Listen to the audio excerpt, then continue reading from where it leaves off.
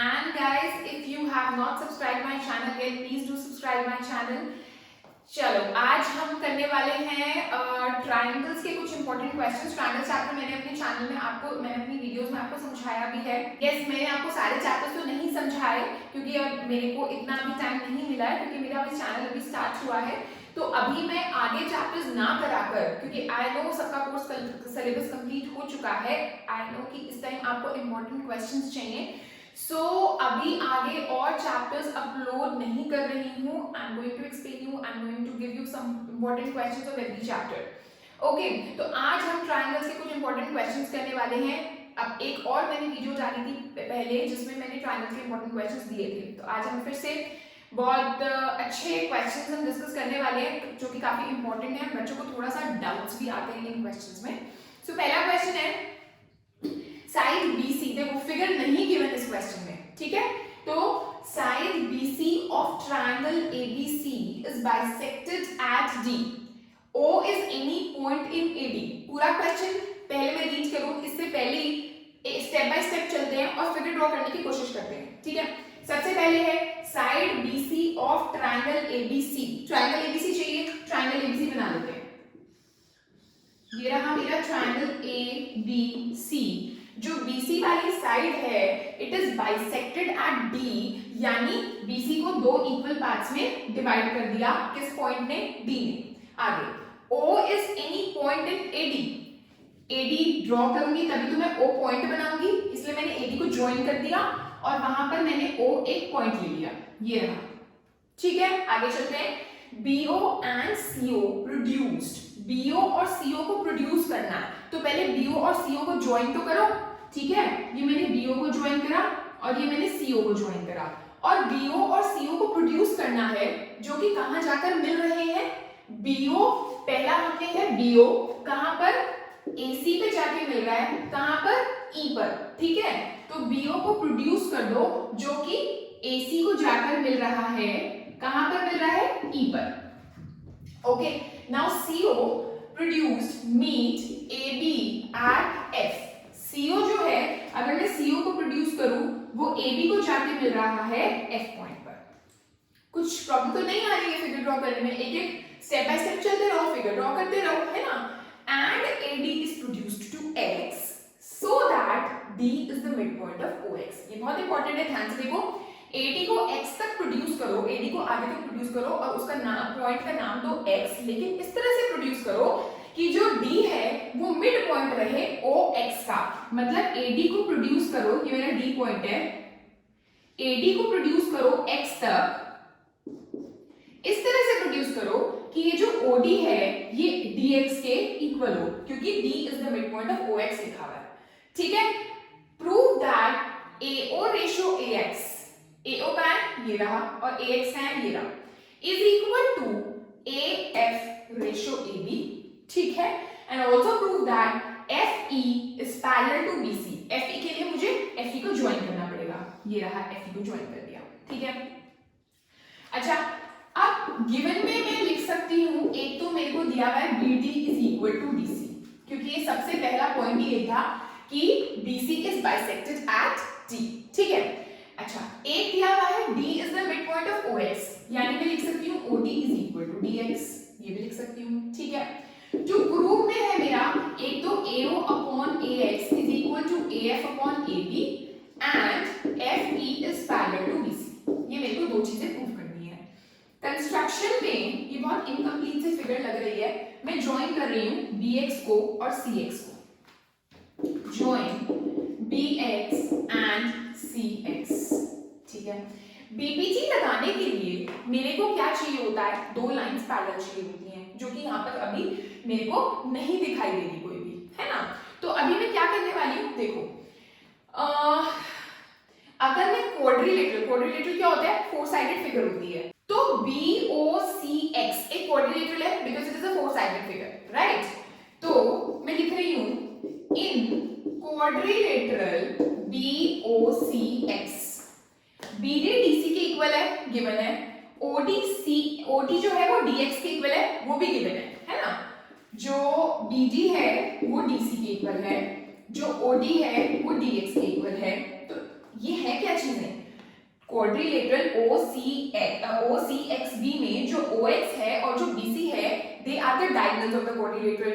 और अगर ये इज इक्वल टू ये है, ये इज इक्वल टू ये, तो इसका मतलब डायगोनल्स क्या कर रहे हैं? एक दूसरे को बाइसेक्ट कर रहे हैं, है ना?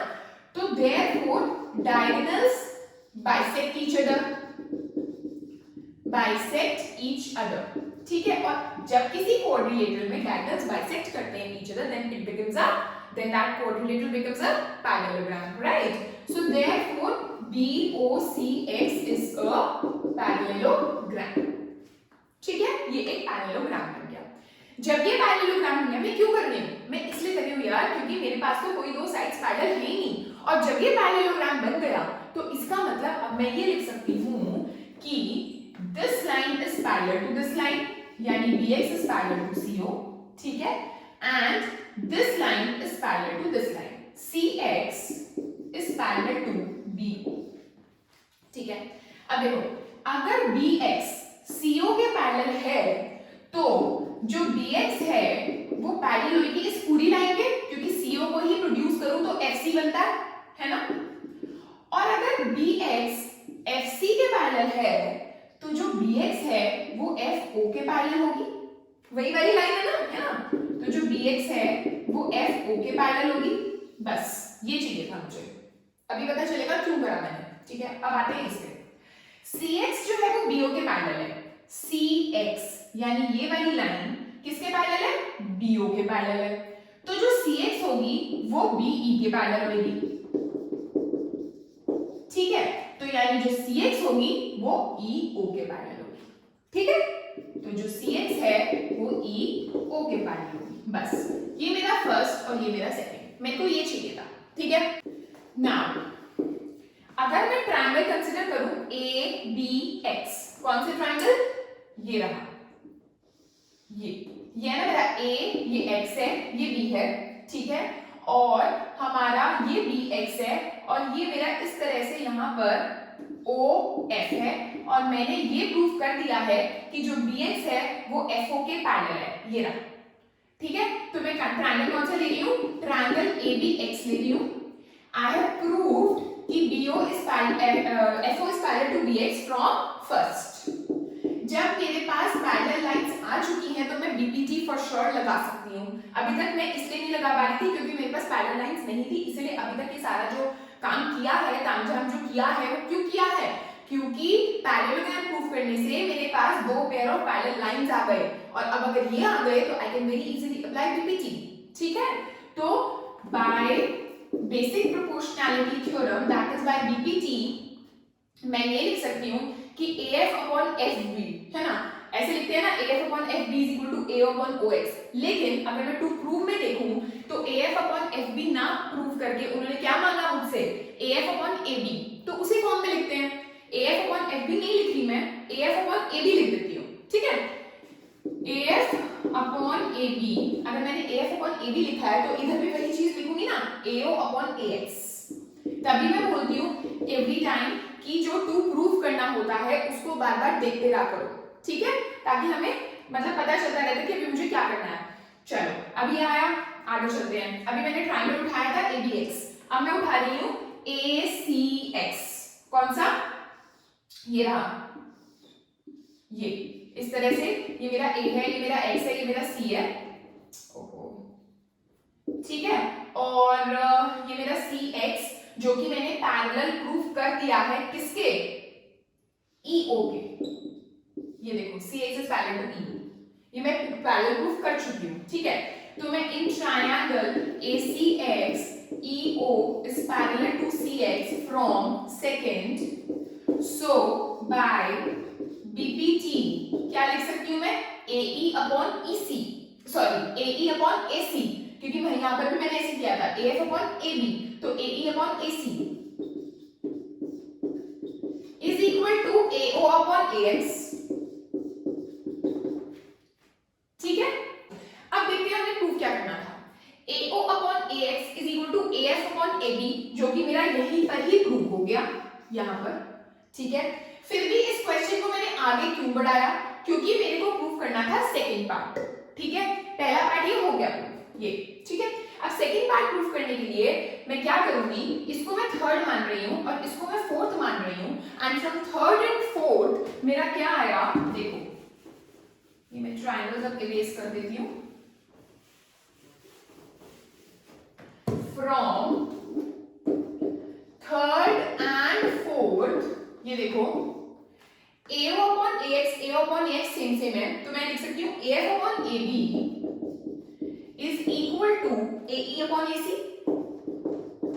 ये देखो af upon ab is equal to ae upon ac, ठीक है। जब ऐसा हो जाता है तो क्या होता है, किसी भी ट्रायंगल में, ये देखो a b c मेरा एक ट्रायंगल है, ये मेरा f है, ये मेरा e है, मैंने ये प्रूव कर दिया है कि af upon ab is equal to ae upon ac, therefore by converse of bpt, यहाँ पर बहुत बच्चों के मार्क्स करते हैं, बच्चे लिखते हैं by bpt, no, by converse of bpt, bpt क्या कहती है, bpt ये कहती है कि अगर लाइंस पैरेलल है तो साइड्स सेम रेशियो में है, और अगर साइड सेम रेशियो में है तो लाइंस पैरेलल है, ये कन्वर्स ऑफ बीपीटी है, ठीक है। तो यहां पे लिखूंगी therefore by converse of BPT, ये है, तो therefore by converse of BPT FE is parallel to BC. तो ये मेरा हो गया second part prove. First part मेरा यहीं पर ही प्रूव हो गया था, इसके आगे मैंने कंटिन्यू सिर्फ और सिर्फ इसलिए, okay. So students, let's move on to next very important question, जिसमें again figure is not given. In a triangle ABC, एक triangle है ABC, P and Q be the points on AB and AC respectively. ये रहा P और ये रहा Q, ठीक है। Now PQ is parallel to BC, ये भी given है मेरे को, यानी ये दो लाइंस हमें पैरेलल हैं, जो कि मैं गिवन में लिख देती हूँ, ये हमें गिवन है, ठीक है। शो दैट मीडियन AD, अब ये बहुत ही ध्यान देने वाली चीज है कि मीडियन AD हमें गिवन है, यानी अगर मैं यहाँ पर मीडियन बनाती हूँ तो इसका मतलब ये दोनों इक्वल गिवन में आएगा, BD और DC मेरे को इक्वल गिवन है क्योंकि उन्होंने AD के साथ मीडियन वर्ड मेंशन कर दिया, राइट। प्रूफ क्या करना है कि ये जो मीडियन AD है ये PQ को बाइसेक्ट कर रहा है, इसको तो बाइसेक्ट करेगा ही क्योंकि उन्होंने बोला मीडियन AD है, ठीक है, तो इसको तो बाइसेक्ट कर ही रहा है, वो PQ को भी बाइसेक्ट कर रहा है, ये प्रूफ करो। यानी आई हैव टू प्रूव, अगर मैं इसको नाम दे दूं L फॉर एग्जांपल, तो हमें ये प्रूव करना है कि PL और LQ भी इक्वल हैं। To prove PL is equal to LQ, easy question है, बहुत टफ नहीं है, बस थोड़ा सा सोचना पड़ता है। चलो अब हमें एक चीज दे रखी थी कि PQ पैरेलल टू BC है ना। अगर PQ पैरेलल टू BC है तो मैं एंगल 1 को एंगल 2 के इक्वल रख सकती हूँ क्योंकि ये दोनों कॉरेस्पॉन्डिंग एंगल्स हो गए, ठीक है। अब अगर मैं APL और ABD ट्रायंगल्स लूं, ठीक है, तो इसमें मुझे इन दोनों को सिमिलर प्रूव करना है, तो 1 is equals to 2 proved above, ठीक है। और ये वाला angle which is angle 3 is equal to angle 3 common, ठीक है, क्योंकि एंगल 3 मेरा PAL में भी है और एंगल 3 मेरा ABD में भी है, ठीक है। तो बाय AA सिमिलैरिटी हमारे ये दो ट्रायंगल्स सिमिलर हो गए, and naming is very important as I have told you earlier also, तो ध्यान से नेमिंग लिखनी है।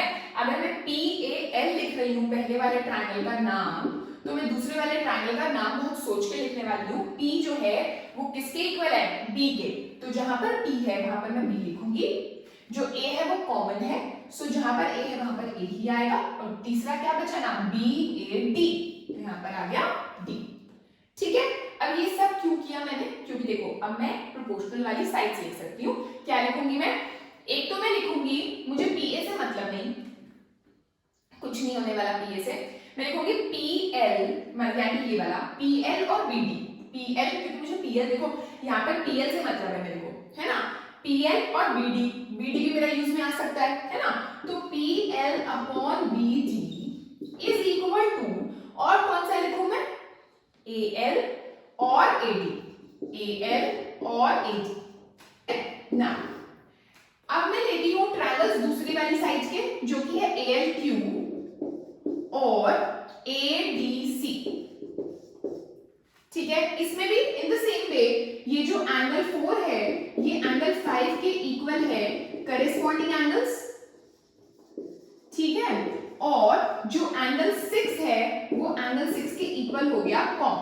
तो therefore again by AA similarity triangle ALQ is similar to triangle, जहां पर A है वहां A ही आएगा, जहां L है वहां पर आ जाएगा D, और जो Q है वो है इक्वल C के, ठीक है। अब मैं कौन सी साइड्स लिखूंगी, एक तो ये LQ वाली चाहिए मेरे को, ये देखो है ना, तो LQ वाली है ये अपॉन, फिर ये आएगी दो बाद वाली दो आएंगी DC, उसके बाद मैं लिखूंगी कौन सी AL वाली, AL और AD।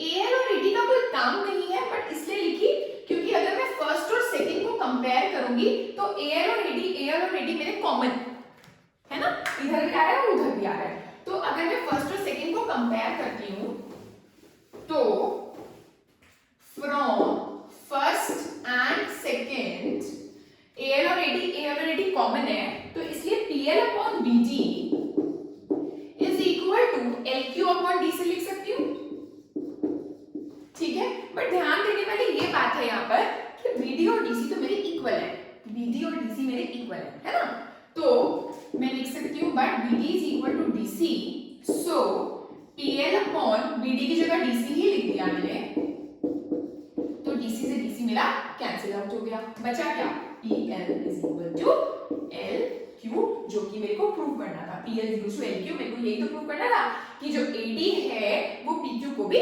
बाइसेक्ट कर रही है। ओके, तो हमने बेसिकली इस क्वेश्चन में क्या किया, P इस छोटे वाले ट्रायंगल और इस बड़े वाले ट्रायंगल को सिमिलर प्रूव किया, प्रोपोर्शनल वाली साइड्स लिखी, इस छोटे वाले ट्रायंगल और इस बड़े वाले ट्रायंगल को प्रूव किया, प्रोपोर्शनल वाली साइड्स लिखी, एक एक चीज कॉमन आ गई, तो बचा मेरा ये वाला पार्ट और ये वाला पार्ट जिनको मैंने इक्वल कर दिया, बट BD और DC तो मेरे इक्वल थे तो वो मेरे कट गए, बचा क्या PL is equal to LQ। So these were two very very important questions जो कि मुझे लगता था कि बच्चों को डाउट आता है, so I will explain you, exam point of view से बोर्ड्स के हिसाब से क्वेश्चंस इंपॉर्टेंट थे, ठीक है। So in my next video I am going to give you some more important questions based on this chapter. Till then, keep practicing, keep watching, do subscribe my channel. Thank you so much. Have a good day.